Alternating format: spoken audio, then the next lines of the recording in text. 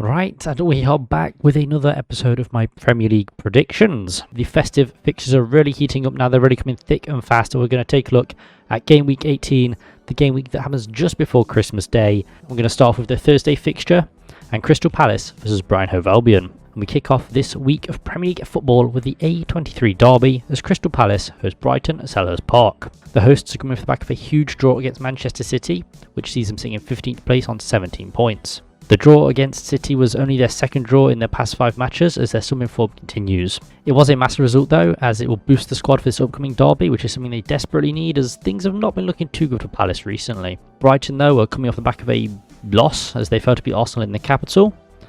They weren't really expected to, but a loss is never good to take. This takes their run to 2 wins and a draw in their last 5 games, which sees them sitting in 9th place on 26 points. 3 points off 6th, so not bad. The Seagulls haven't been in brilliant form domestically, so we'll be looking to turn that around as European football has taken a break, which gives them a chance to really focus on their league campaign.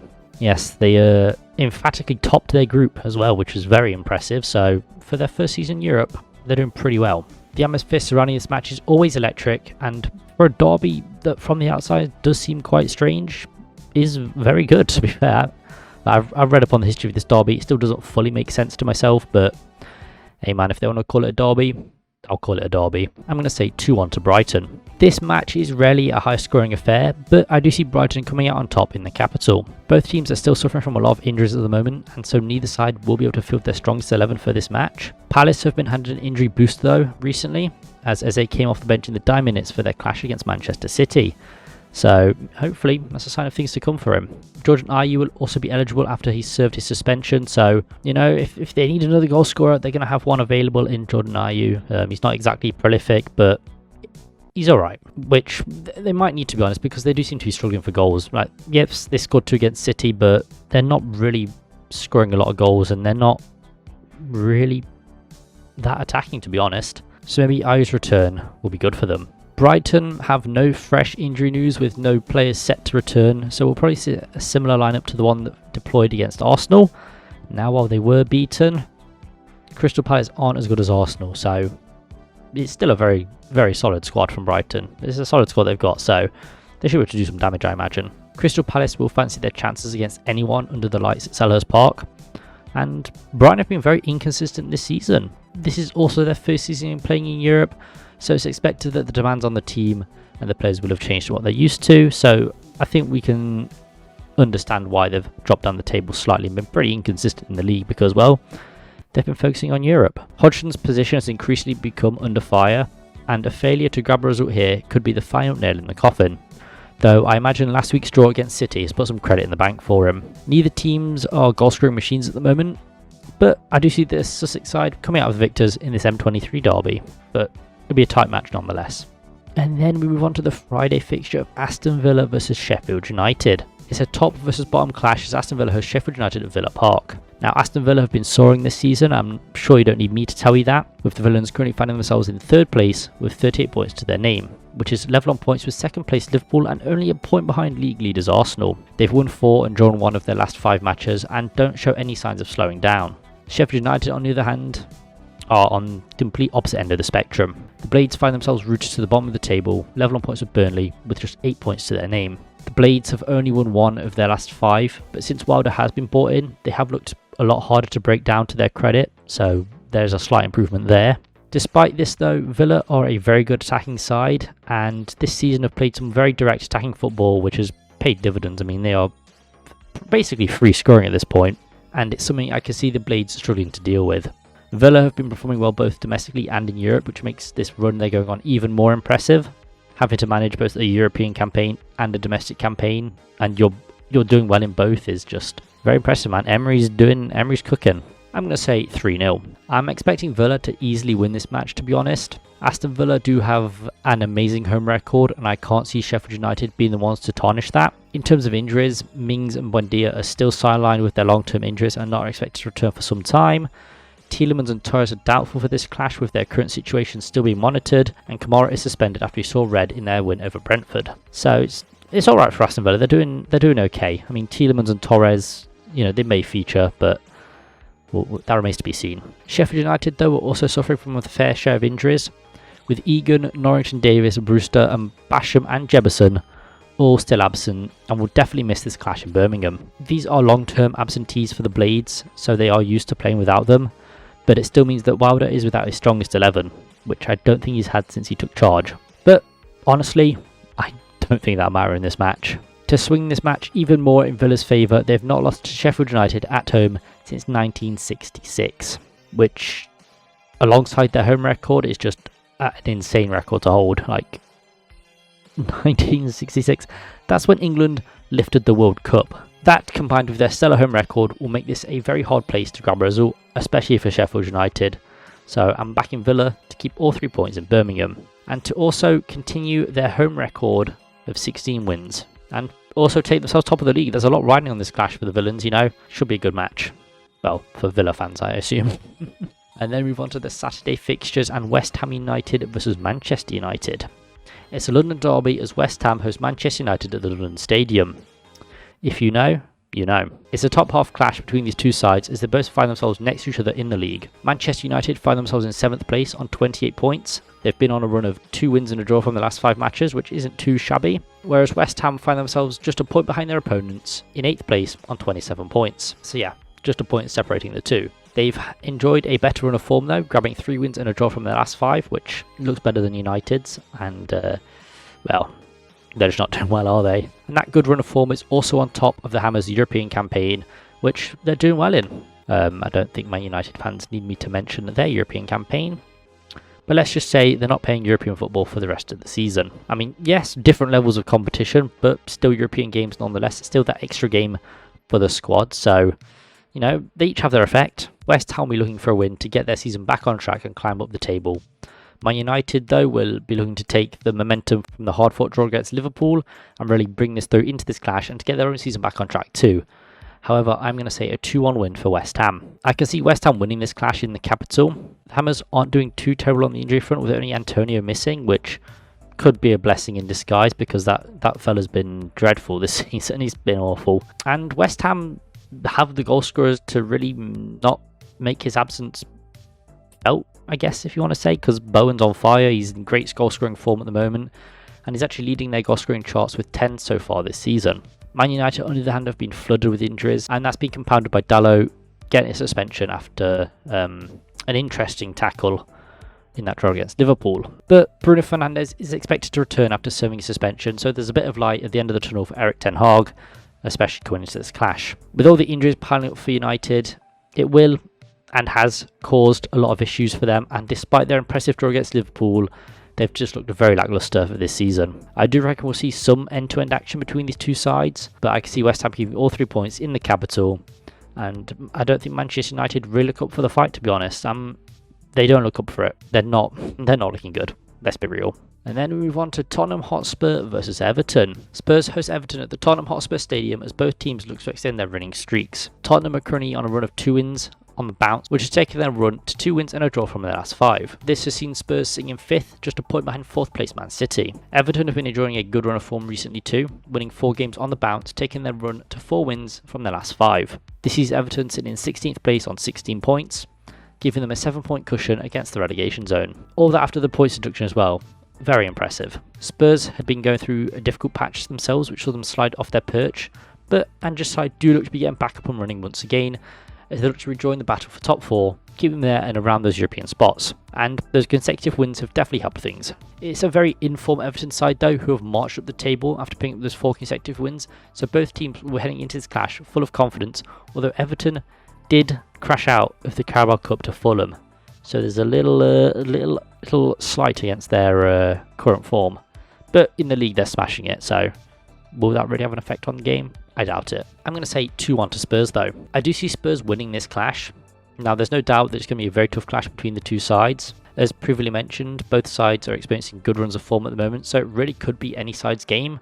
But I do ultimately think that the home side will run out victors. That being said though, Spurs are looking much worse on the injury front than Everton. Brennan Johnson may be available to face the Toffees after coming off with a head injury against Nottingham Forest, but he avoided concussion, so all seems to be good there. Spurs will also be without Yves Bissouma and Destiny Udogie through suspension, which just makes their situation even worse. The Prior is suspended due to the amount of yellow cards accumulated, whereas the latter is suspended due to a red card he picked up at the City ground for this awful challenge on Yates. Maddison, Van de Ven and Bentancur are all still sidelined too, so it's not looking good for Spurs. But I mean, that Chelsea match really was their downfall, so it's not been looking good for them for a while. Everton are expected to be out to Toure after an injury picked up on the weekend. However, Dele Alli has been seen back on the grass in training. However, he's not expected to return to the matchday squad at the moment. I'm not really sure how far ahead in his recovery he's done.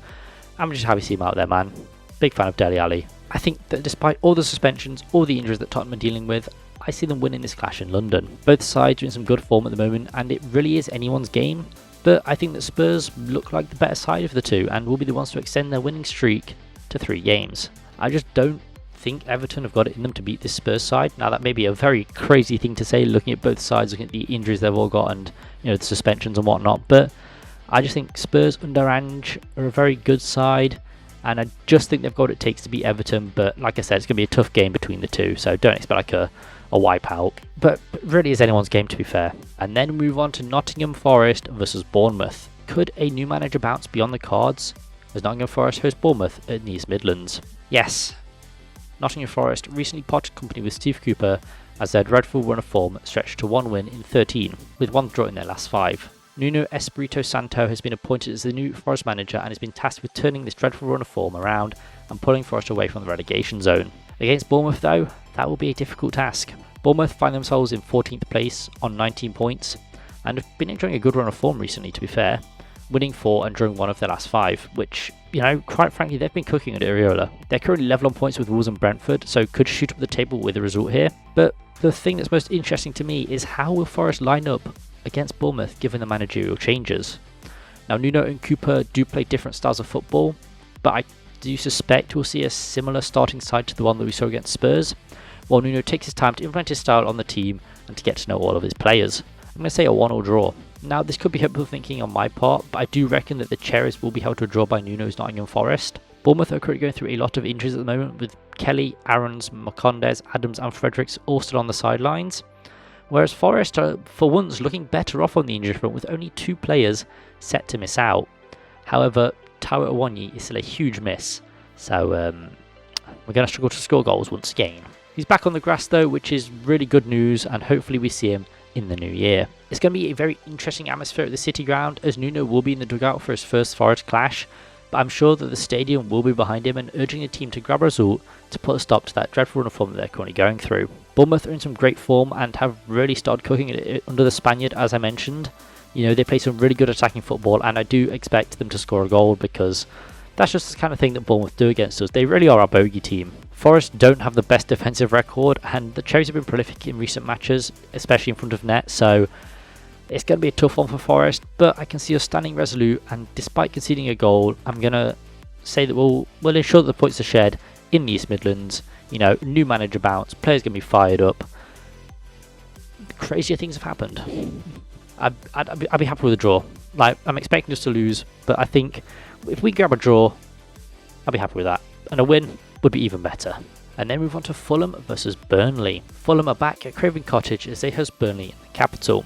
Now, Fulham have enjoyed somewhat of a resurgence recently, as they looked like they were scoring lots of fun at the Cottage. In comparison, they looked pretty toothless away from home in Newcastle, and even saw Jimenez receive a red card for a very interesting challenge. Fulham have won 3 of their last 5 matches, scoring 16 goals across those 5 games. This sees the Cottagers sitting in 11th on 21 points, and very well poised to jump into the top half of the table. Burnley have not been enjoying as good of a season though, or very impressive goal scoring exploits either. They currently find themselves in 19th place, level on points with rock bottom Sheffield United, and 6 points from safety. The Clarets are really not enjoying a good run of form at the moment, with only a win and a draw from their last 5. The Lancashire outfit have not been performing well under company, however his job does not seem to be under pressure just yet, despite the bad run of form they're going through. Burnley did grab an impressive draw against Brighton, but that work was undone by Everton last week at Turf Moor. They're supposed to be better at home, so yikes. It's really not good for the Clarets. I'm going to say 3-0 to Fulham. I do see Fulham winning this clash, not in as emphatic fashion as their previous home games.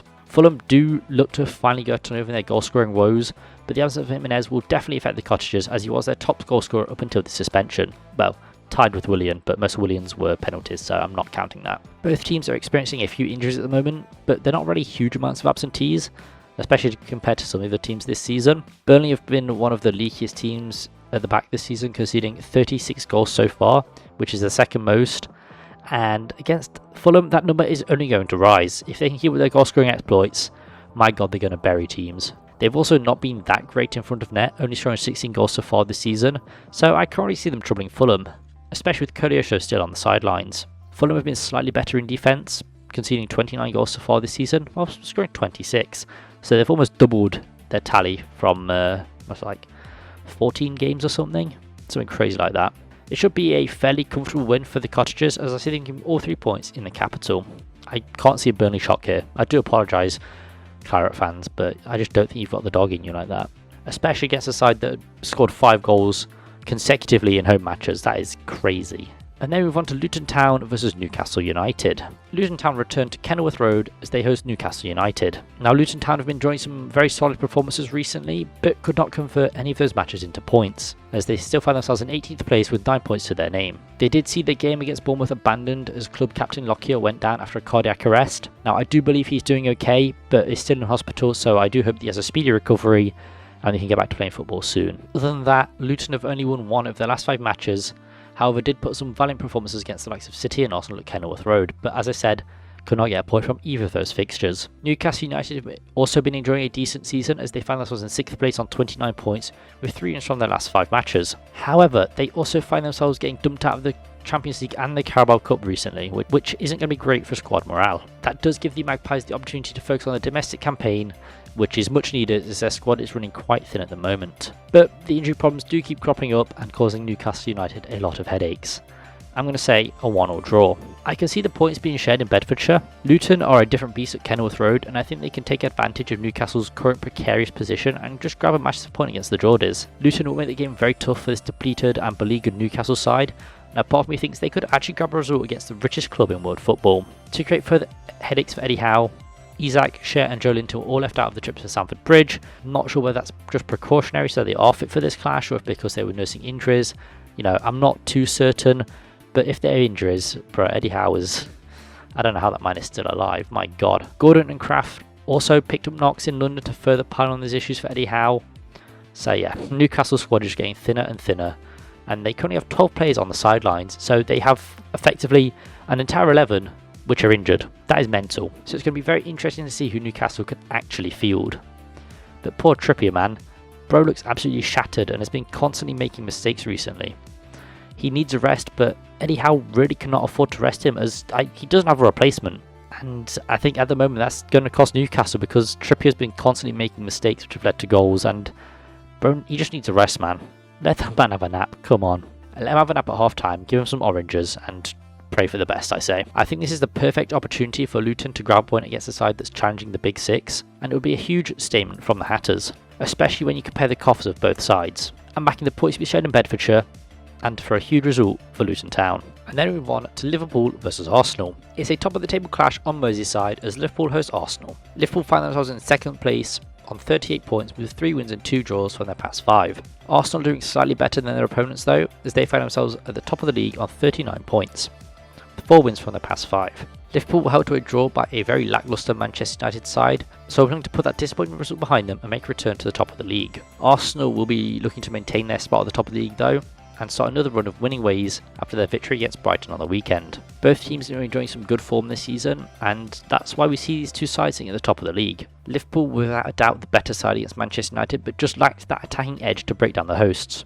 So we're going to put that result behind them and make a return to winning ways and to keep their title challenge competitive. I'm going to say 1-0 to Liverpool. I think Liverpool will win this clash at Anfield. After that disappointing draw, Klopp's Reds will be eager to put that result behind them and to show that they're still up for a title challenge. However, both teams are nursing quite a few injuries, with Jota, Thiago, Gravenberch, Robertson and McAllister all set to miss out against the Gunners. This will give Liverpool some issues in the middle of the park though, as a lot of their midfield options are sidelined.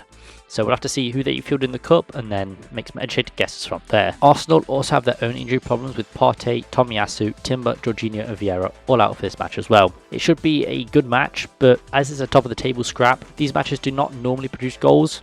and I'm expecting the same here. There's no doubt that it will be a tough clash on both sides. They both have very strong teams, but I do think the attacking quality Liverpool have at their disposal will just give them the edge in this match. Salah wasn't at his best against United, but I can see him turning up for this match and taking Liverpool to the top of the table once again. But yeah, just comparing the two sides, I think Liverpool just edge it, even despite all their absentees. I think they can just edge Arsenal in this match and grab the all-important 3 points. And finally, we look at this Sunday fixture of Wolves versus Chelsea.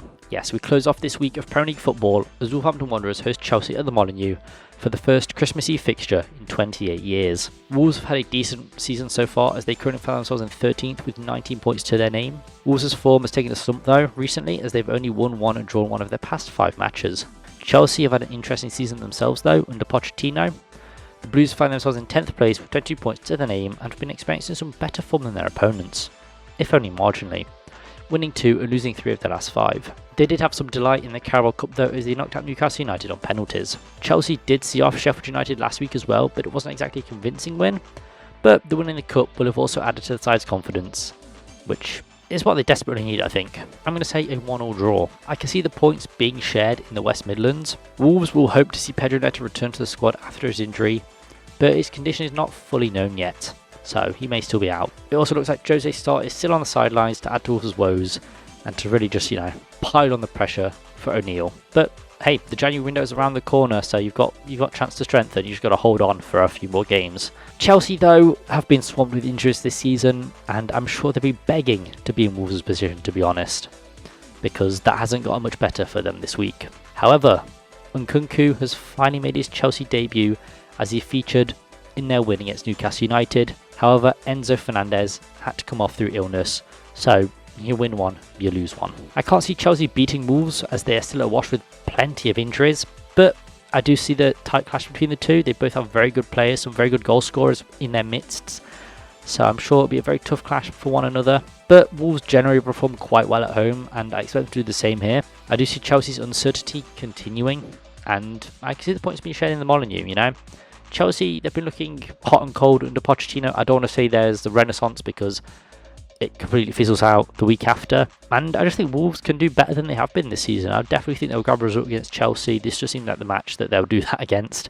A little Christmas miracle, if you will. I see the points being shared in the Molineux as Santa delivers his presents around the world. But yes, those will be my game week predictions for game week 18 of the Premier League. I hope you have enjoyed.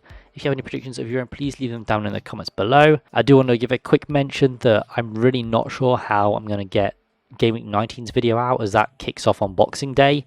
But I'll try and work something out. However, the video may come out after a few matches have taken place. But come on, man, it's Christmas. So yeah, we'll see about that video. But I will definitely get it out at some point. The matches may be going on, and I can only apologise for that. But hey, they've crammed these fixtures into one, so it's not my fault. It's the Premier League's fault.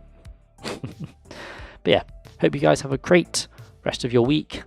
Hope Santa brings you all the presents you wish for, and I'll see you guys in the next video. Peace.